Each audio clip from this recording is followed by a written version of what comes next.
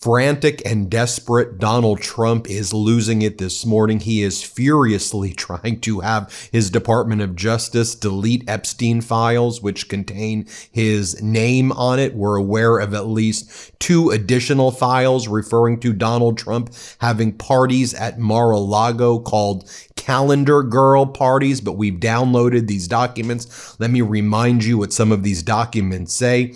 There is a slide in a PowerPoint presentation from the FBI that's called Prominent Names, and here's what it says. Donald Trump, Weinstein, Glenn Dubin, Prince Andrew, Leon Black, Dershowitz, Clinton, Lutnick, William Barr, Leon Black. Here's what it says about Donald Trump.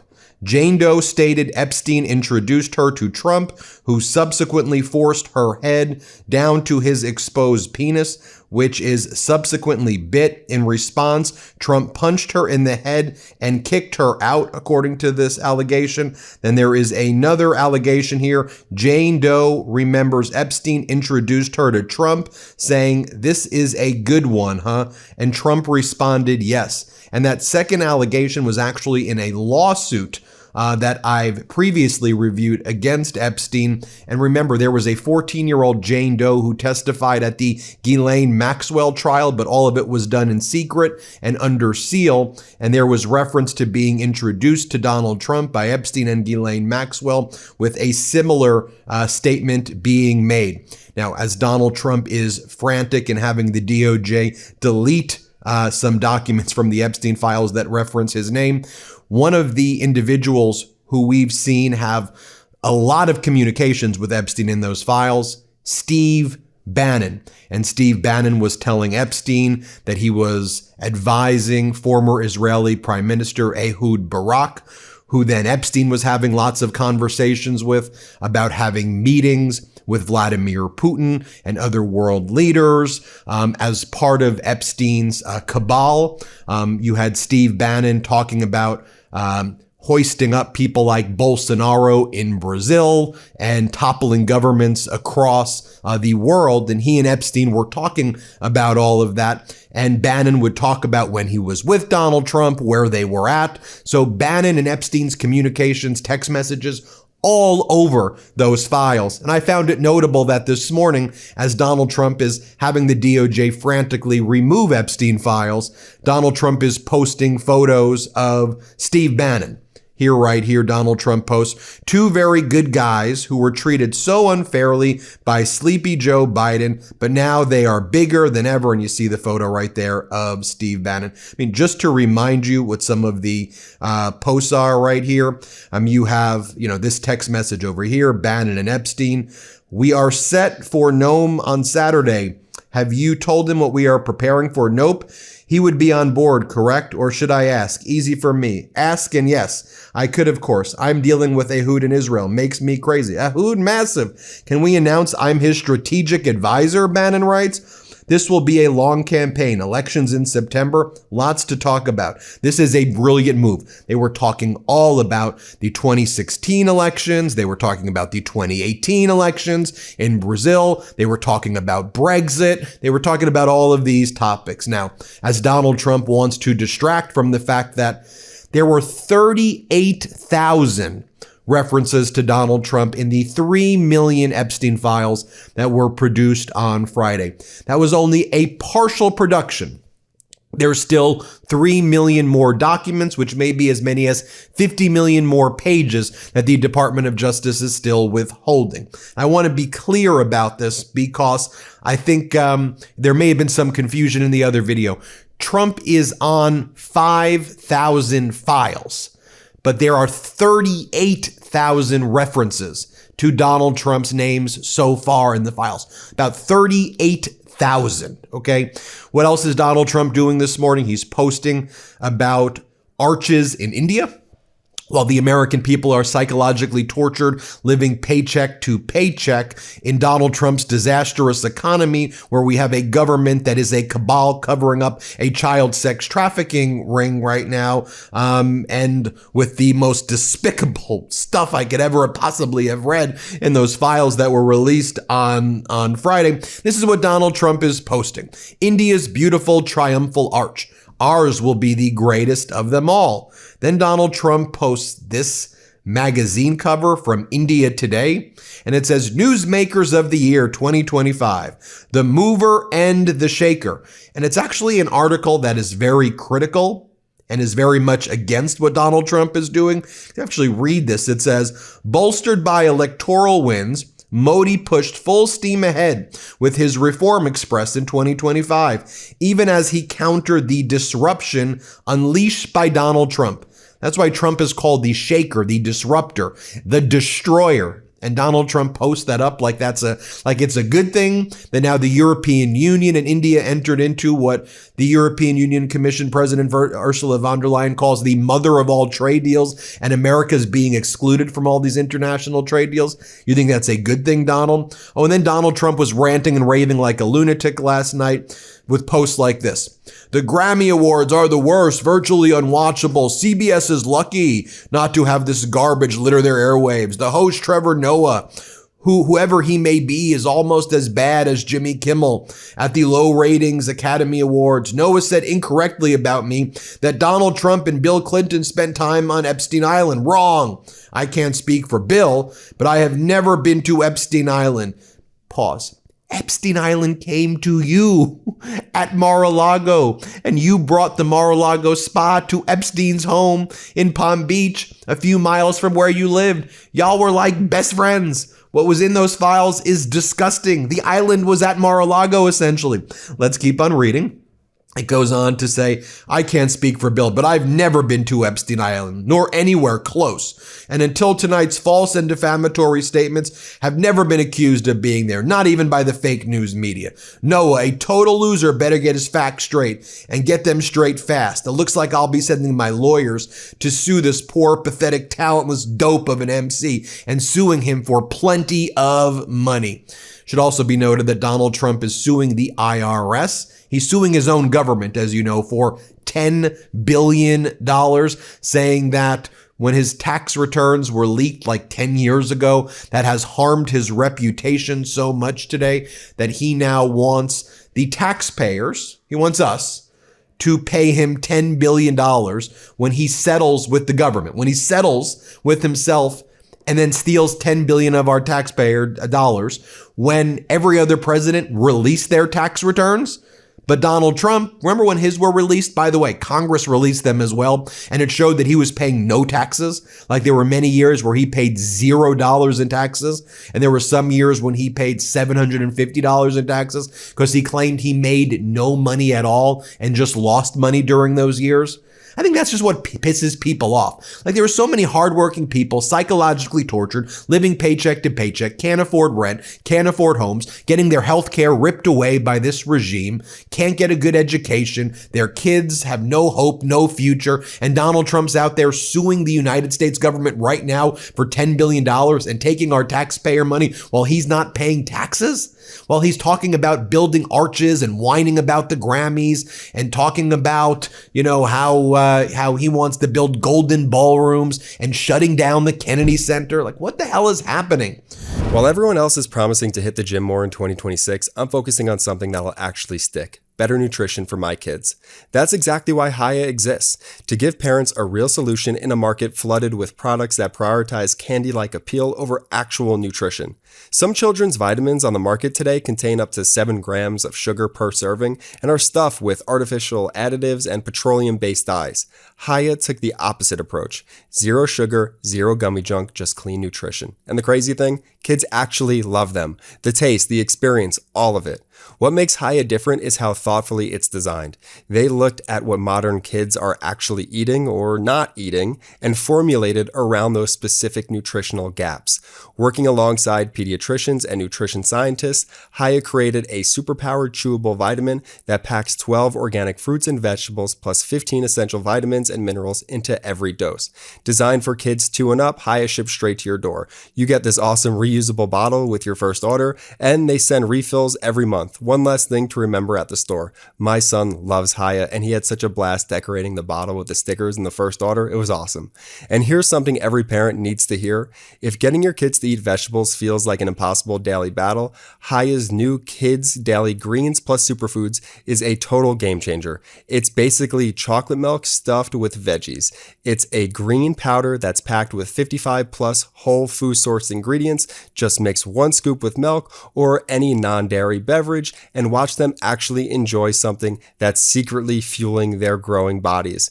We've worked out a special deal with Haya for their best-selling children's vitamin. Receive 50% off your first order. To claim this deal, you must go to hayahealth.com/Meidas. This deal is not available on their regular website. Go to hayahealth.com/Meidas and get your kids the full body nourishment they need to grow into healthy adults.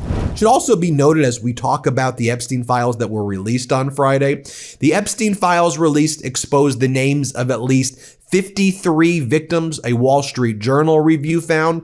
Also in our review, I talked about this in another video, there was an entire file that contained the photos with the faces of underage girls that the Department of Justice produced.